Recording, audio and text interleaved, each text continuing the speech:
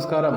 അങ്ങനെ ഞങ്ങളുടെ വീട്ടിലൊരു കുഞ്ഞൻ അതിഥി വന്നിട്ടുണ്ട് കേട്ടോ. ഒരു നായനെ ഞങ്ങളുടെ വീടിൻ്റെ അടുത്ത് ഒരു 10 കിലോമീറ്റർ അടുത്ത് ഒരു ലവ്ലി പെറ്റ്സ് എന്ന് പറഞ്ഞൊരു യൂട്യൂബ് ചാനൽ തുടങ്ങിയപ്പോൾ അങ്ങനെ നോക്കിയപ്പോൾ ഒരു നായകളെ കൊടുക്കുന്നുണ്ട്. ഫ്രീ അഡോപ്ഷൻ ആയിരുന്നു. അത് അദ്ദേഹത്തിൻ്റെ വീട്ടിൽ ഒരു പട്ടി ഉണ്ടായിരുന്നു. അപ്പോൾ ആ പട്ടി പെറ്റിട്ടുള്ളതാണ്. ഒരു 7 കുട്ടികളുണ്ടായിരുന്നു. അതിൽ 1ാമത്തെ കുട്ടിയാണിത്. ഇത് ഞാൻ അദ്ദേഹത്തോട് ചോദിച്ചിരുന്നു, പക്ഷേ കിട്ടിയില്ല. അപ്പോൾ 2ാമത് ആൾ വിളിച്ച് പറഞ്ഞു ഓക്കെ റെഡിയാണ് എന്ന് പറഞ്ഞു. അങ്ങനെ ആ കൊച്ചിനെ ഞാൻ വീട്ടിൽ കൊണ്ടുവന്നു. ഇതിപ്പോൾ ആദ്യം പുതിയൊരു വഴി ആയതുകൊണ്ട് ഇത്ര ഒരു 10 കിലോമീറ്റർ യാത്ര ചെയ്ത് വന്നുകൊണ്ട് അവനൊരു ക്ഷീണം പോലെ ഉണ്ടായിരുന്നു. പിന്നെ അവിടെ നല്ല ആക്റ്റീവായിരുന്നു കുട്ടി. ഞാൻ പോയിട്ടെടുത്തത്. ഇപ്പോൾ നല്ല വീട്ടിൽ വന്നപ്പോഴേ ഞാനിപ്പോൾ ആദ്യമായിട്ടൊരു മധുരം നൽകാന്നൊരു സംഭവം ഉണ്ടല്ലോ. അപ്പോൾ അതിനായിട്ട് മധുരം കൊടുത്താണ്. പക്ഷേ അവൻ കഴിക്കാൻ തയ്യാറായില്ല. കാരണം പേടിച്ചിട്ടായിരിക്കാം, ട്രാൻസ്ഫർ ചെയ്തപ്പോഴൊക്കെ പേടിച്ചിട്ടായിരിക്കാം. എനിവേ കഴിക്കാൻ തയ്യാറായിട്ടില്ല. കുഴപ്പമില്ല. എന്നിരുന്നാലും ആൾ ഉഷാറായിരുന്നു ഇന്നലെ. ഇപ്പോൾ അവൻ കഴിക്കാനായിട്ട് പറ്റുന്നില്ല.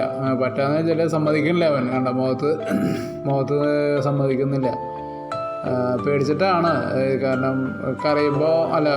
കൊണ്ടുവരുമ്പോൾ അവന് ചെറുതായിട്ട് കരച്ചിട്ടുണ്ട്. പിന്നെ ഇന്ന് രാവിലെ നോക്കിയപ്പോൾ നല്ല ഉറക്ക ക്ഷീണമാണ്. പിന്നെ ഒരു ഉഷാറില്ലായ്മ. കാരണം അവിടെ 2 കുട്ടികളും ഒപ്പം തന്നെ അതിൻ്റെ അമ്മ പട്ടിയും കൂടി ഉണ്ടായിരുന്നു. അപ്പോൾ അവരൊക്കെ വിട്ടു പിരിഞ്ഞാലുള്ളൊരു വിഷമം അവനുണ്ട്. നമുക്കതിലുണ്ടാവുമല്ലോ. നമ്മൾ വേറെ എവിടേക്കെങ്കിലും പോയി കഴിഞ്ഞാൽ പെട്ടെന്നൊരു വിഷമം, വീട്ടുകാരെ മറ്റുള്ള ആൾക്കാർ വിട്ട് നോക്കുമ്പോൾ ഒരു വിഷമം ഉണ്ടാവില്ലേ. അതുപോലെ അവനെ കൊടുത്ത ഭക്ഷണം കഴിച്ചിട്ടില്ല. അപ്പോൾ ഞാൻ വെയിറ്റിങ്ങിലാണ്. കുറച്ചൊന്ന് തലോടി കൊടുത്തപ്പോൾ സംഭവം ഇങ്ങനെ കണ്ണടച്ച് കിടന്നിട്ട് അങ്ങനെ കിടക്കുന്ന ഒരു സ്റ്റൈലാണിത്. കാരണം അവൻ നല്ലൊരു ദുഃഖിതനാണെന്ന് മനസ്സിലായി. അങ്ങനെ അവൻ അതിലേക്ക് എടുക്കുകയാണ്.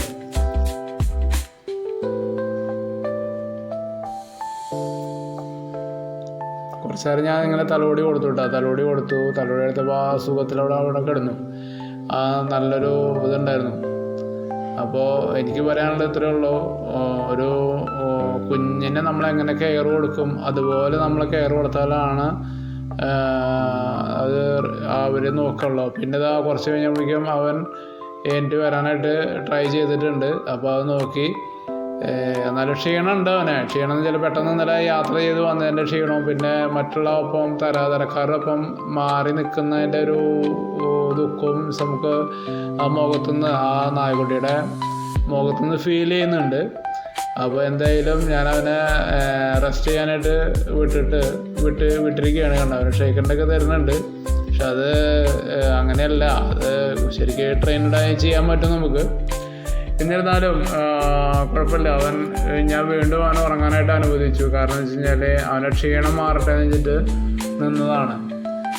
അപ്പോൾ എന്തായാലും ക്ലിയർ ആവും.